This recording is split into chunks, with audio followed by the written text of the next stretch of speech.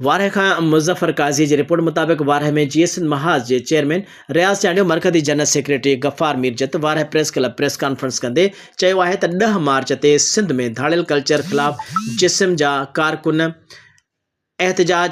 एहतजाजी मुज़ाहिरा कढी धरना हणंदा। कराची खां कश्मीर ताईं समूरी सिंध ताईं धाड़ियलनि हवाले आहे। ख़ासि तौर ते सखर डिवीज़न में ऐं लाड़कण डिवीज़न में लाक़ानूनियत जो राज आहे।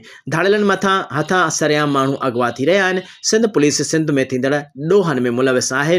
अवाम खां एहतजाज जो हक़ बि खसियो वियो आहे। हुन वधीक चयो त सिंध जे माण्हुनि कालाबाग डैम खे रद्द कयो आहे त पंजाब थल कैनाल समेत चश्मा लिंक कैनाल ऐं ॿिया नंढा डैम ठाहे सिंध जे पाणीअ ते धाड़ो हयो।